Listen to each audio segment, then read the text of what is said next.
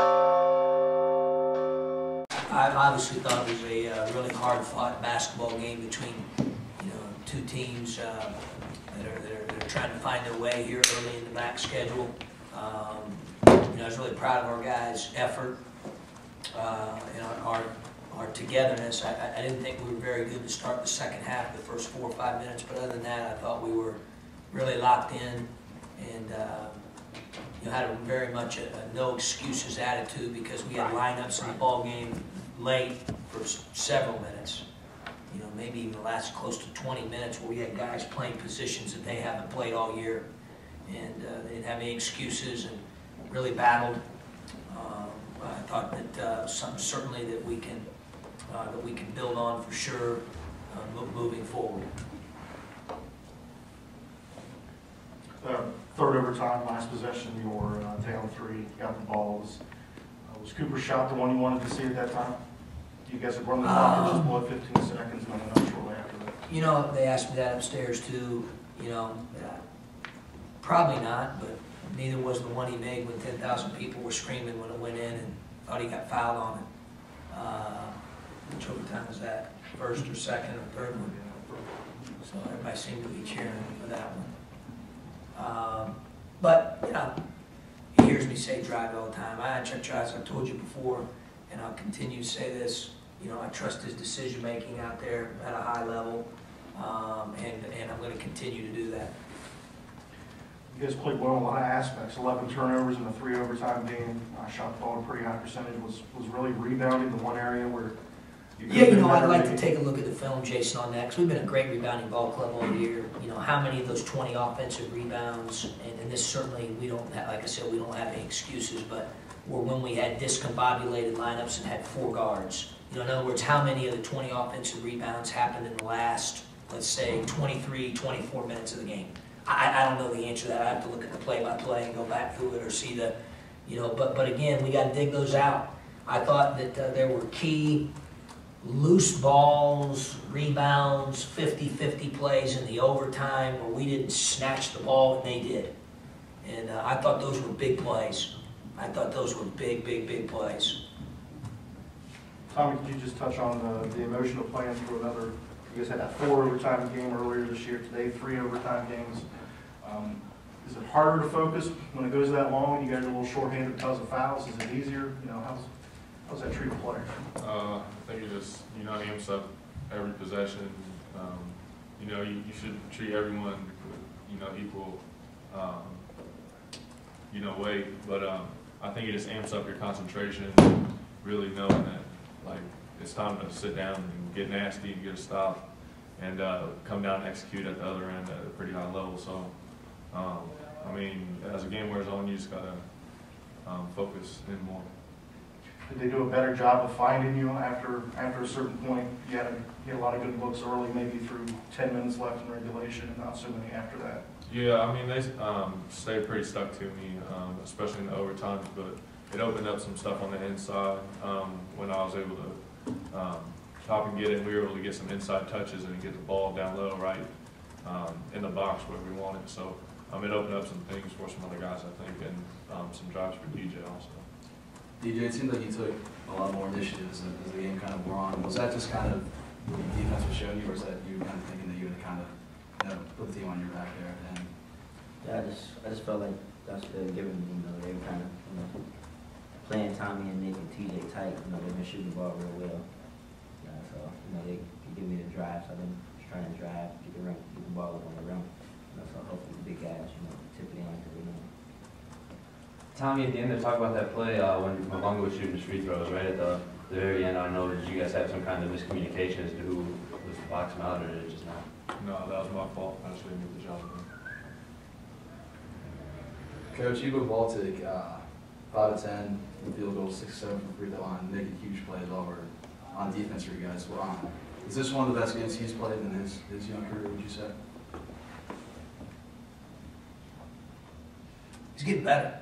I like this confidence late game. I hope that gives him confidence moving forward. Made a big play for us out of the timeout in there. Got the and one, and then made a big shot that tied the game there.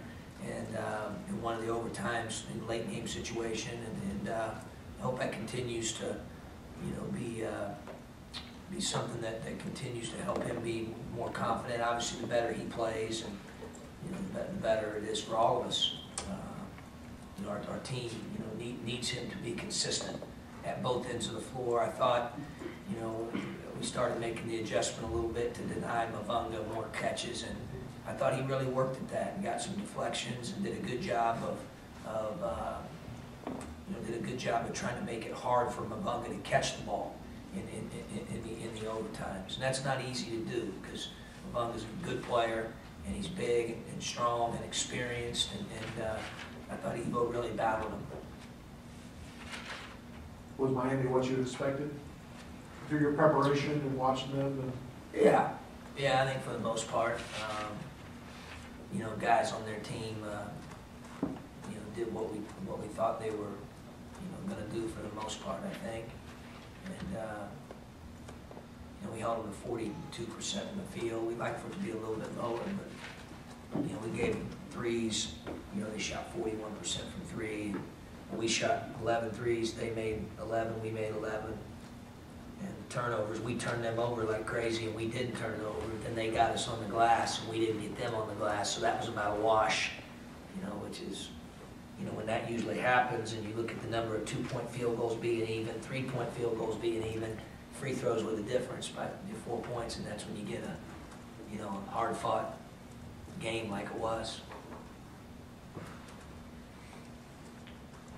DJ, talk about that last three-pointer and a similar situation to like Coach mentioned in the first overtime. What are you looking for when you make that decision, whether to try to take it to the hole or spot up and take the shot that you got open right that second? What's that decision process like, or is it just something you can't really describe? It's quick, it's feel, it's intuition. It's just kind of like a feeling thing. Like I hit one, like Coach said, I hit one in the first overtime, and I just felt like I could have hit that one too. But I should have drove to the hole. Tried to get the foul. I mean, is there something from the alignment of the defense or how far the guy is playing off of you? Is there a visual cue that you're looking for? I mean, I felt like I could shoot over that hood, so like I did in the first overtime, and that one just didn't fall. For either player, you guys are going to be asked about this a lot. 6 home losses now on the year. Is it just a matter of time before you guys get this figured out? How do you fix taking care of things on your home floor?